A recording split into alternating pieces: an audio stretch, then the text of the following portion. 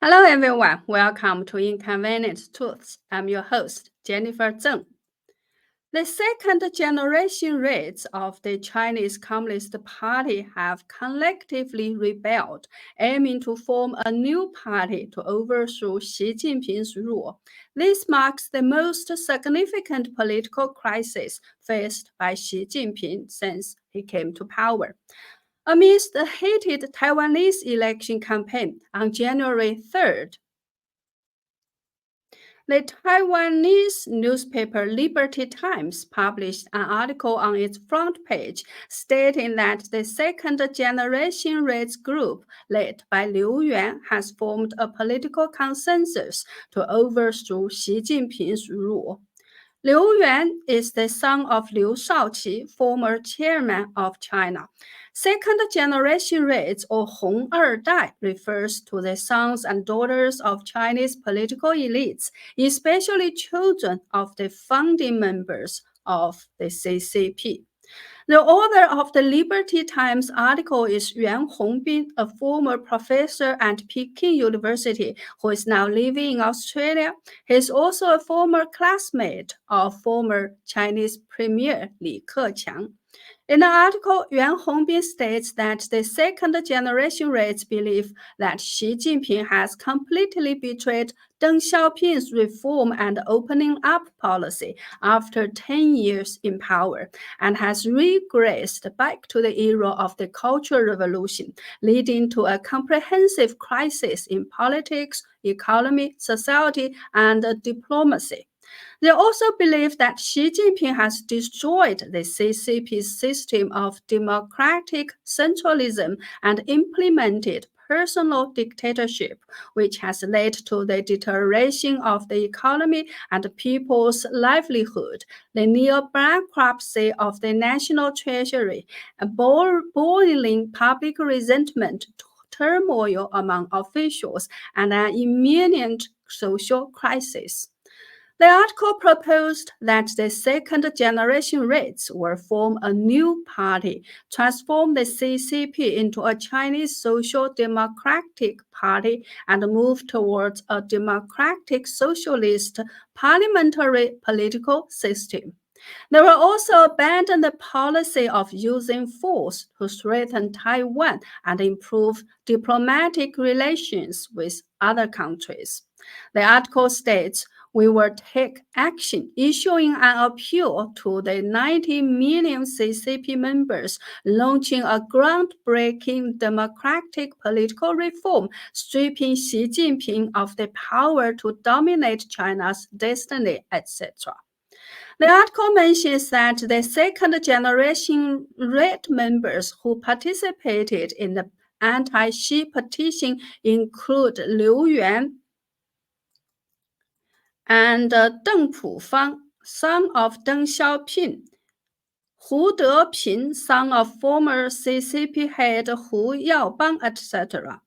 Additionally, the children of veteran CCP generals such as Ye Jianying, He Long, Nie Rongzhen, Xu Xiangqian, Su Yu, Xu Haidong, and Wang Zheng also joined the petition. Apart from the second-generation raids, a group of military leaders who were considered close to Xi Jinping also joined the petition. The purge of the Rocket Force and Defense Minister Li Shangfu serves as evidence of this. Yuan Hongbin stated that this anti-Xi movement is an unprecedented political crisis for Xi Jinping, who is sitting on a volcano that is about to erupt. If Xi were to follow in the footsteps of Mao Zedong and launch another political persecution against the second-generation Red members, it would ignite the anger of the Communist Party members against Xi, ultimately leading to Xi's downfall in a crisis. This is a highly probable scenario for a black swan event within the Communist Party in 2024. Yuan Hongbin did not specify when the petition was initiated or if it is still going on. Some people have expressed doubts about the authenticity of this news, believing that if a coup is to be carried out, it must be carried out in secret and can only be announced after it is successful. Such a high-profile petition will only startle the enemy if it fails, and the leader Liu Yuan will be imprisoned for life. However, there were indeed signs before that Liu Yuan was dissatisfied with Xi Jinping.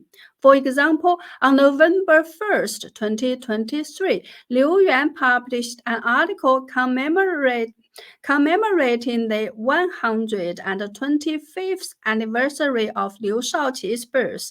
The article mentioned that Liu Shaoqi emphasized that democratic centralism must be followed and clearly opposed personal dictatorship.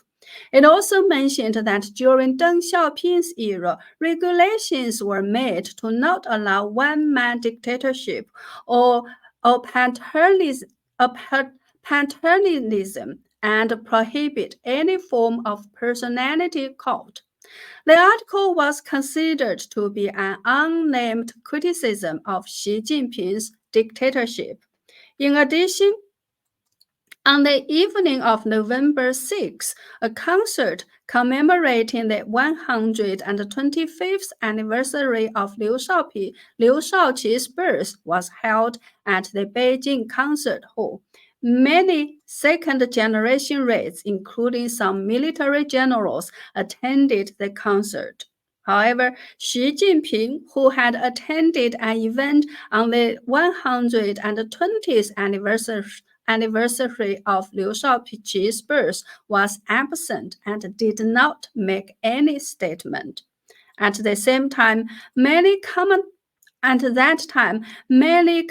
commentators believed that this was a gathering of second-generation Reds led by Liu Yuan to express their dissatisfaction with Xi Jinping on the occasion of Liu Shaoqi's birth. In particular, Liu Yuan mentioned the so-called 7,000 People's Conference held by the CCP in January 1962 in his article.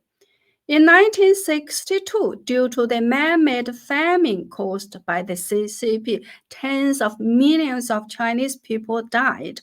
Mao Zedong's prestige within the party had greatly declined, and the local officials and the party members were deeply dissatisfied with the CCP Central Committee. Mao convened a meeting with 7,000 officials to strengthen centralization and promote grain procurement. However, after Liu Shaoqi delivered a report and with the push from Liu and others, the meeting adopted a democratic approach. Officials began expressing their real opinions on the Great Leap Forward movement, and some openly criticized Mao. This led Mao Zedong, Zhou Enlai, and Deng Xiaoping having to engage in self-criticism during the full assembly. After the 7,000 People's Conference, Mao Zedong had to take a back seat, and Liu Shaoqi, Deng Xiaoping, and others presided over the daily affairs of the CCP's central government. This also made Mao Zedong resent Liu Shaoqi from then on. 4 years later, Mao launched the Cultural Revolution, overthrew Liu Shaoqi and persecuted him to death. Mao thus regained his power. In fact, the current situation of the CCP is very similar to the period after the 3 years of Great Famine. The 3 years of Great Famine led to the deaths of tens of millions of people, and Xi Jinping's 3 years of strict lockdowns have completely collapsed the Chinese economy. The CCP's irresponsible handling of the pandemic has resulted in countless deaths, and the death toll is likely to be no less or more than that of the 3 years of Great Famine. Therefore, bringing up the topic of the large assembly of 7,000 people at such a time is, of course, very sensitive. Liu Yuan daring to mention it indicates that he is mentally prepared to offend Xi Jinping.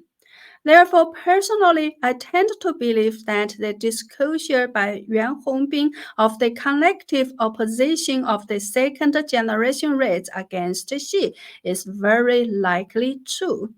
Although the likelihood of success of a covert coup is greater in a situation where a covert coup may have already failed, publicly speaking out, making voices heard overseas through certain channels, garnering more public support, and simultaneously letting more CCP officials, party members, and ordinary people know about such widespread opposition to Xi Jinping's dictatorship within the party could be a new strategy for Xi's opposition. As I mentioned in the previous video on the outlook for China in 2024, if Xi Jinping continues in this manner, there will be no hope for China. This has become almost a consensus among all strata of Chinese society. The second generation Reds view China as their property, and they are certainly unwilling to let Xi Jinping ruin this country. Therefore, launching a counterattack should be inevitable. However, having the desire does not necessarily guarantee success. Moreover, wanting to reform the Communist Party, continuing to be dominated by the second generation Reds, and enjoying the so-called revolutionary achievements of their fathers, do not align with the universal values of humanity today. I believe that history will not give the CCP another chance to survive. As for how it will perish, we may see it in the near future. Well, that's all for today. If you feel like signing up for a membership or making a donation, please visit my website at jenniferzengblog.com, jenniferzengblog.com. Otherwise, please help me spread the word by subscribing to my channel or sharing my videos. Thank you. See you next time.